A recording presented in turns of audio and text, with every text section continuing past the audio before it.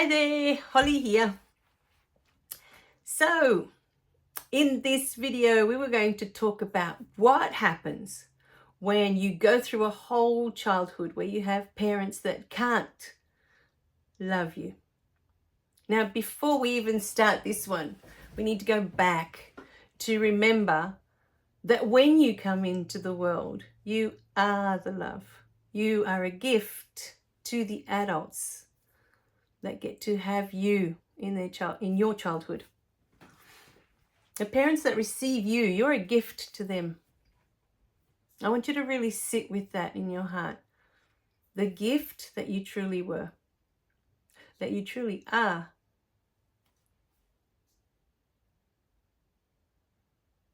Think back to the moment that you opened your eyes for the first time and looked at this world. And feel in your heart the love that you are.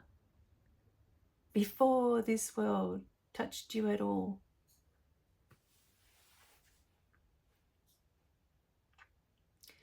Now, the messages that have been coming through very, very strongly in the last two books, You Can Change Your Past, and in this last one now called I Am Light, I Am Dark, is that, you know that expression, you don't know how it feels? When people tell you, I've been through this experience and you don't know how it feels. Remember in the last video I was telling you, I didn't know how my parents felt until I became a mother and had my own child. And then going through her childhood, watching her grow.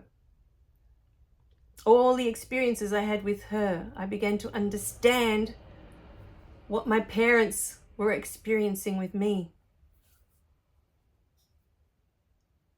And it's funny because she is the total opposite to me. There's a lot of things we have in common, but the main things, we are like completely opposite. And in the beginning, I'd spent years and years and years yearning for a child that would love learning, that would love reading and love doing maths and all the things I loved doing when I was at school, so that I could relive all of that with them. And then she was born and she didn't like any of it. And I had to take a step back,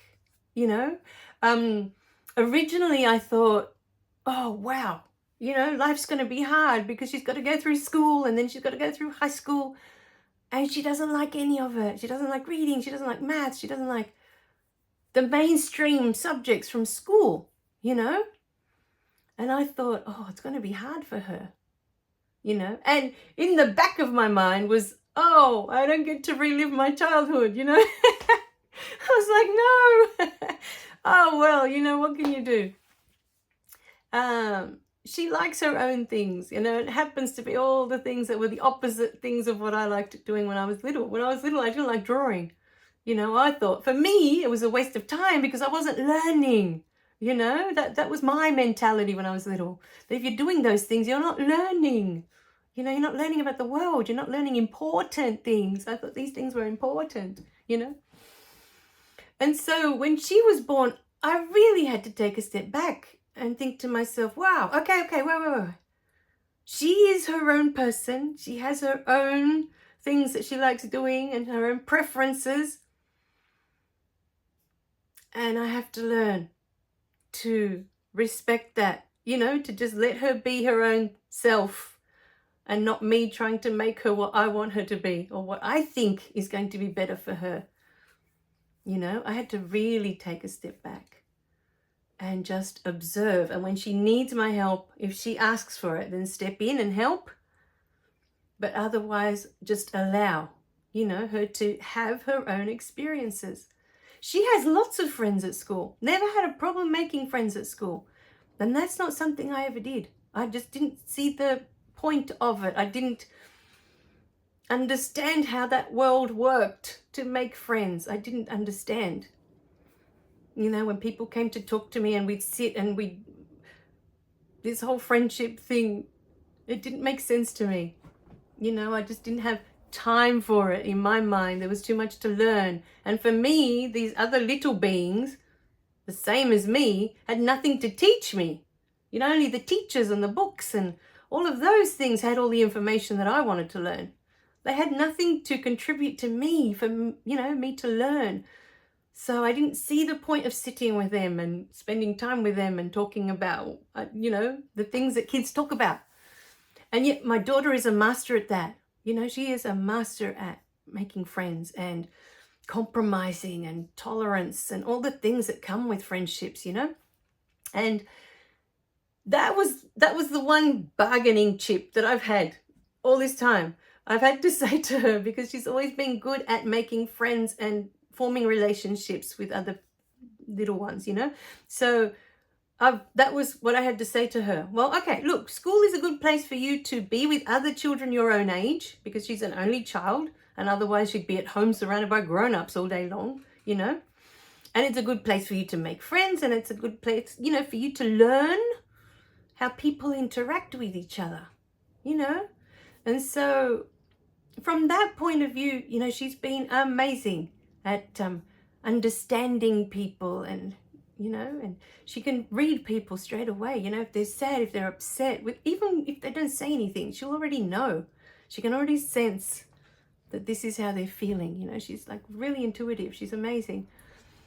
But at that age, that wasn't what I was interested in. It's what she is interested in, and she's even spoken of taking up psychology as she gets older and things like that. So I know that that's her path, That's something that she came to do. But, in the previous video, we were talking about how does it feel? How does it feel? How do you know how it feels? So many times before I remember sitting one day to do I've been a piano teacher for over 30 years. And I remember sitting one day to teach an adult, and she had 3 boys, and they were all end of high school. So they were grown, fully grown boys. And I remember one day she sat down and she was talking about them. And she turned to me and she said, oh, do you have children? And I said, no, not yet, because we've been waiting for a long time. And she said to me, oh, you don't know, you don't understand. She said, you don't know what it's like. And, I took offense to it when she said that. I thought, wow, how dare you? You know nothing about me. You have no idea that we've been waiting for over 15 years to have our child, and it just hasn't happened naturally. You have no idea what you've just said, But she did. Because until I had my daughter, I didn't know what that was like. I didn't know what it's like to have a newborn baby. All the responsibilities that comes with having a child in your life that you're responsible for until they're old enough to take care of themselves.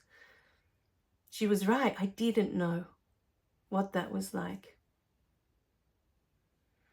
And this is something that has come up a lot in the last 2 books. This is what the soul yearns for. For those of you who can't understand the childhood that you had, why you had it, why you had to go through that,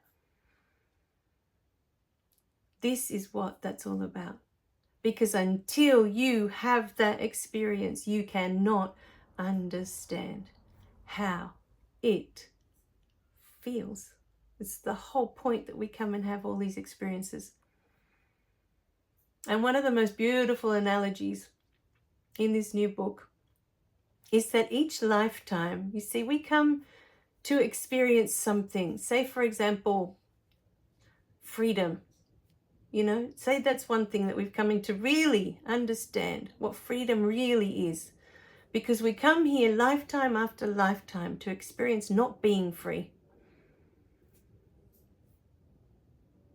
And so each lifetime is like a piece of a jigsaw puzzle.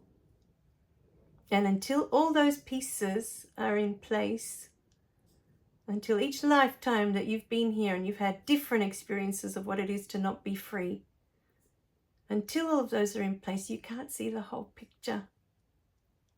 That experience is not complete yet. It's really quite beautiful. Every lifetime we come here, we come to have an experience. The soul comes to have a specific experience. We'll talk more about this in the next video. It's very important, especially for those of you who think, that all you've done is come to suffer, because it's not true, All right, my darling. I love you guys. Remember to click like and subscribe so you don't miss any of the messages. And we're going to talk more about childhoods where children are not loved, or they feel that they're not loved, or they can't be loved by the grown-ups around them. All right, my darlings. I'll see you in the next video. Bye for now.